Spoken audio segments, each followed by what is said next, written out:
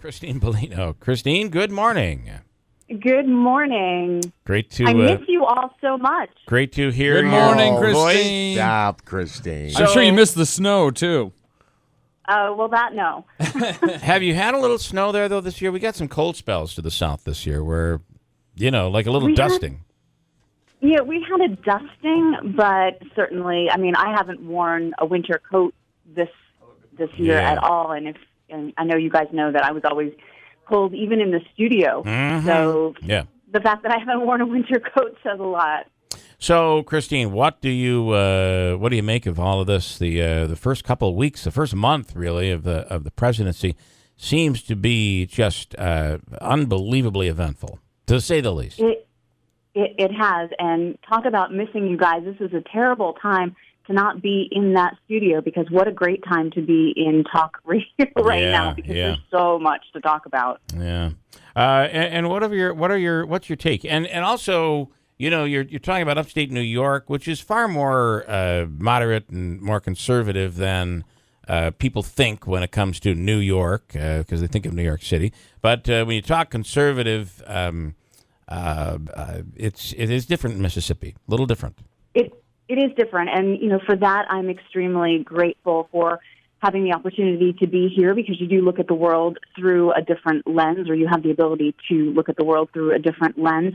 If things are more conservative here, I definitely understand now, living in Mississippi, why there was such a groundswell of support for Donald Trump. Yeah. But Jackson, Mississippi is a big city. What is today, the 16th, and we've had our 12th homicide of 2017 already.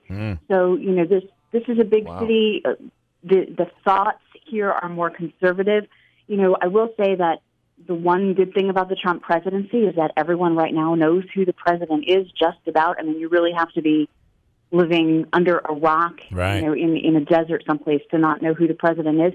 And it's engaged us, right? And I see everybody in Utica getting engaged today. It's the Day Without Immigrants, so happy Day Without Immigrants. Yeah. I'm hoping...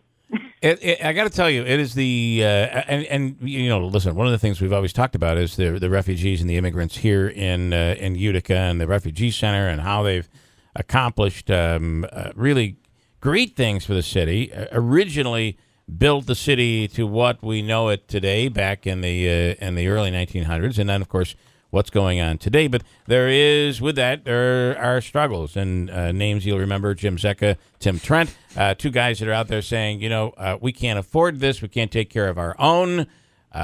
What's your take on all of this for Utica, based on your knowledge of Utica? For Utica, I mean, I think Utica has, one of the things that makes Utica so amazing is, its refugee population, and the fact that it recognizes that and celebrates that. I mean, you have companies like, I think it's called One World Artisans, that specifically has goods there that are coming from Utica, that are originating from, immigrants and refugees who are seeking asylum, and just really highlighting the very best that the immigrant population has to offer. I think that President Trump gets a pass in terms of the fact that I think that everyone in this country, and I say this now, seeing what I see in a conservative state, everyone in this country is scared. They're fed up. It's wonderful that he's a peace broker with Netanyahu, but to be honest, I don't think the average American is really worried about Israel as much as they're worried about North Korea. And it's North Korea that got President Trump more support than his peace-breaking abilities with the rest of the Middle East. Yeah. And it's unfortunate that the rest of the world can't see what Utica is doing. So I hope that I can participate in that and help that, because it would be incredible for a place like Mississippi to see how the immigrant community can work with the residential community, the refugee community, in a place as diverse as Utica, in a state as diverse as New York State. Hey, you mentioned North Korea and this whole thing where Kim Jong-un is believed to maybe have something to do with those two ladies that poisoned his half brother, and I mean just the craziness. They're shooting off rockets, and you now have Russia with a cruise missile that really breaks a treaty from back during the Reagan administration, and now they've got a spy ship off the coast of Connecticut. Holy moly, what in the hell's going on? I know it's scary, right? I mean, I've looked at different times in our history, and I think of the most scary times growing up. Would that be post-Cuban Missile Crisis? Would that be Cold War?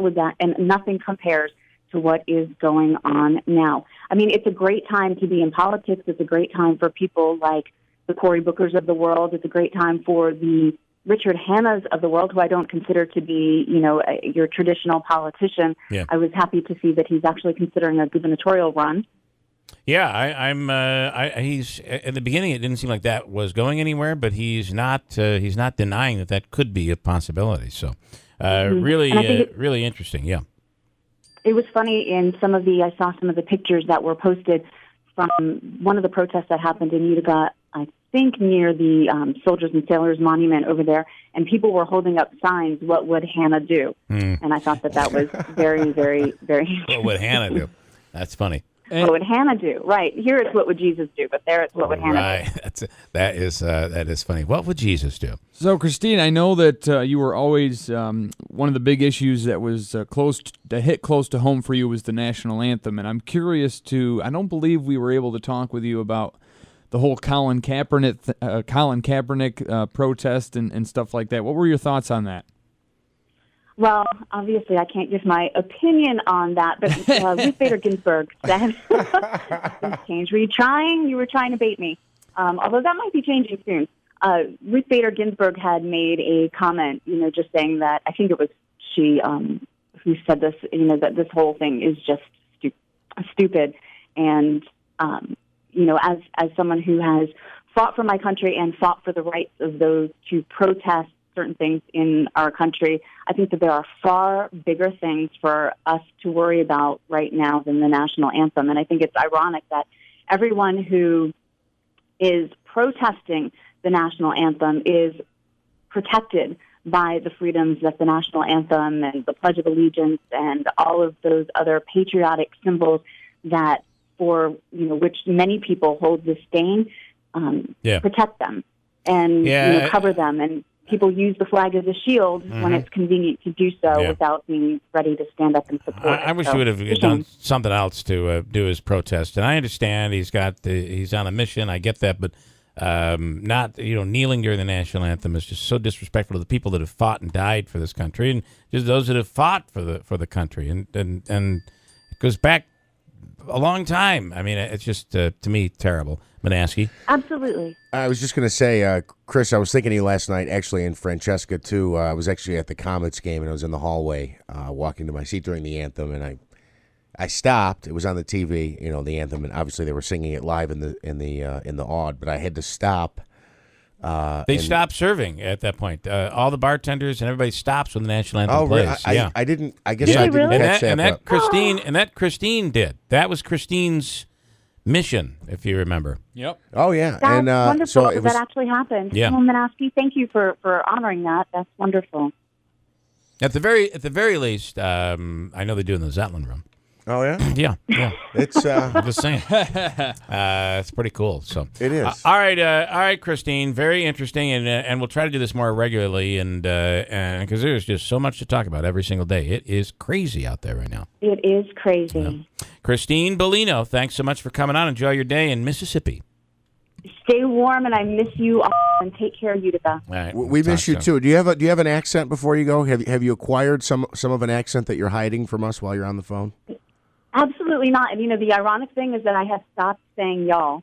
You have.